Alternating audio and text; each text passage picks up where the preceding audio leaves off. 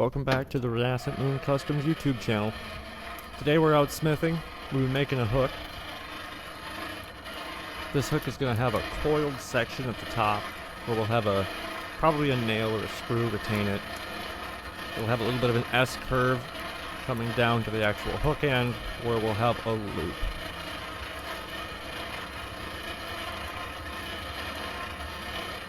We've already gone through about a fire's worth of wood, just getting a good coal base going.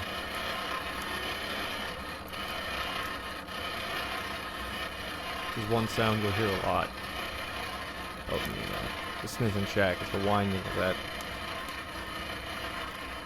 that fan.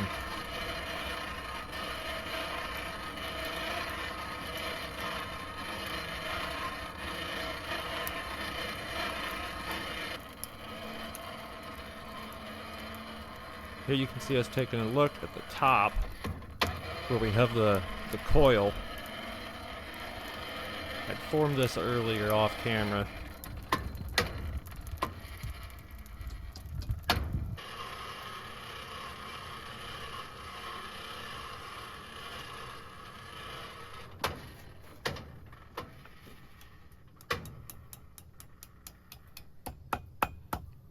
Here we're just starting to get in the initial couple S bends that'll bring down the length of our hook. Gives it a little bit more of an organic look. More like a vine or something like that. And you can see I just picked my length. I'll just break it over the edge of the anvil there. You drop a lot in the smithing shop.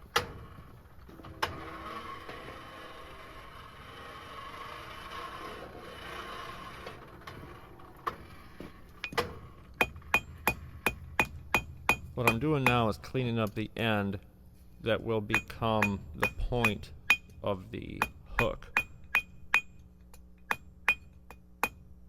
Well, the point of the hook that's rounded under, I should say. So you want it to look really clean now before you take and roll it over, as you'll see in a minute.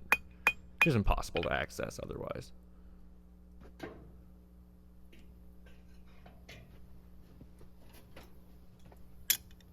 Tool prep.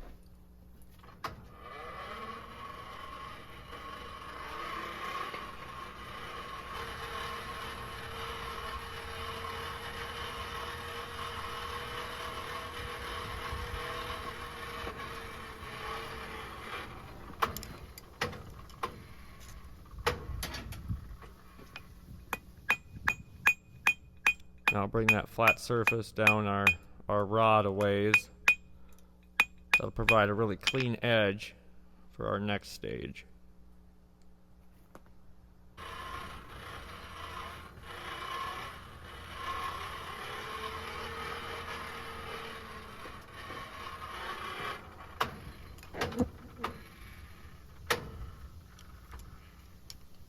You always got to figure out which way to hold it. It's better to do that preemptively before it's hot, but you know, sometimes you're just going. So there, we've started our bend. Now we'll flatten it back down. Make sure it stays at a nice even surface as best you can.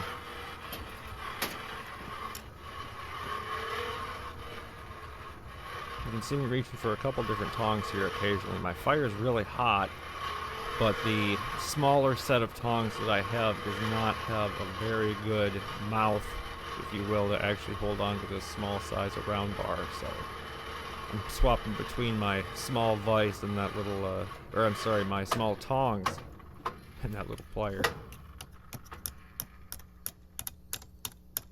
Alright, curving in that nice round end for our hook. Going back, flattening it out, of course.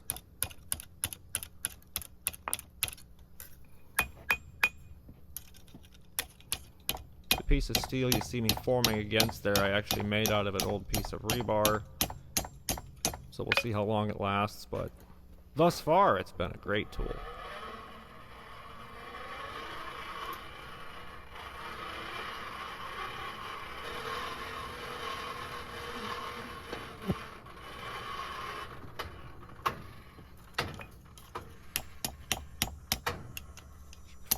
tip a little more.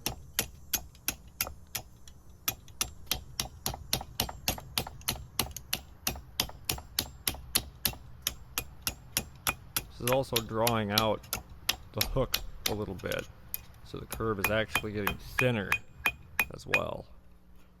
Thinner and taller in a sense. So then when you strike it back on the face of the anvil, it shortens it again, to use the same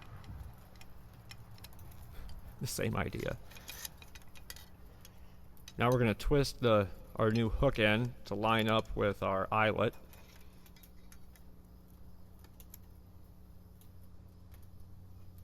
Given that this is round bar, you're not going to see the twist in there. So it's not for decorative purposes. It's easier just to twist that at the end. Sometimes trying to get a perfect curve exactly in the orientation you want it is just too tall in order to get off the bat. And when you can curve it and it's round and no one will see it, well, as long as you get it hot enough and do it right, you're not doing anything structurally wrong to it.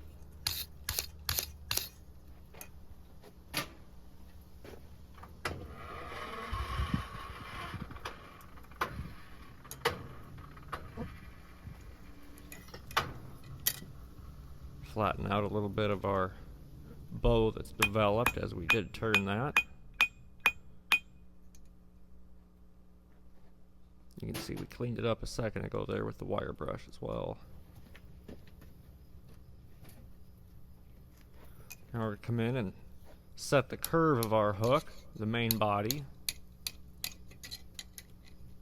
You can see I went back to the plier here. Tongs have been sliding all over the place for this one.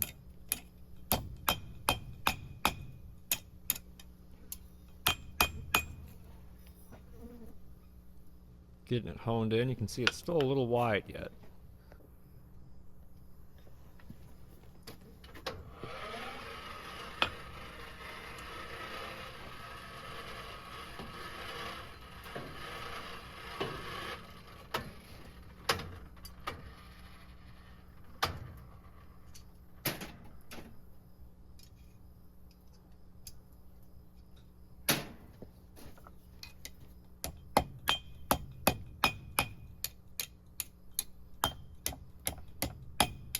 You can see as I swing past the horn of the anvil, it bends the metal in a slightly different spot.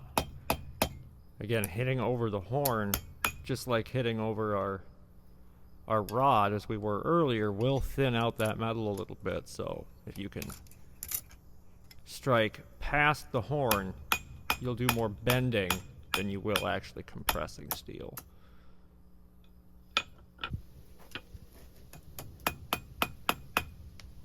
Straightening out the hook, making sure everything's nice and lined up. You can see I keep checking it there visually off the anvil, flipping it around a lot.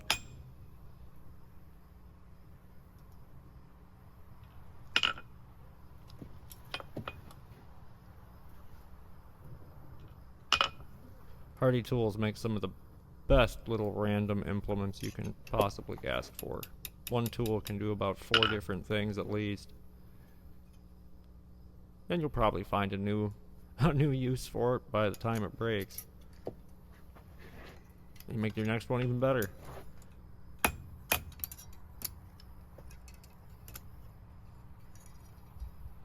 Again, just checking the fit and line up of everything.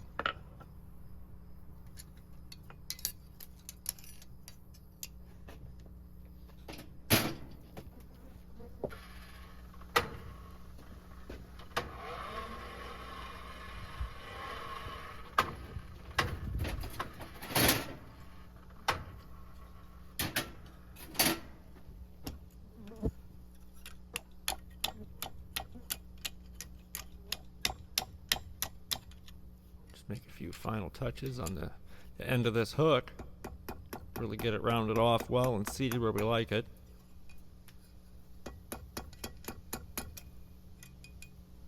By striking down on it like that, we've actually rounded and closed the hook more. Just applying force in a different direction. Now here you can see a bucket of oil. This is old motor oil just to give it a really black color. There's a lot of different things you can use to color your pieces. We're not really quenching anything here. Yes, I'm sure it's probably hardening it to some degree, of course, as it is going from a warm temperature into the oil, but we're not going red hot in here. So really what we're doing is just trying to set some oil, get the color to change and keep it from rusting out. So you can see when they come out there, they're pretty wet, but a lot of it does drip off. We just happen to have a fresh batch of used motor oil around, so if it works, it works. I don't know what you've used in the past on anything, but let us know down there if what you've found for nice scrap oil or anything like that. Seems to give it different colors too. There it is. One hook. I hope you enjoyed and keep watching for other fun projects.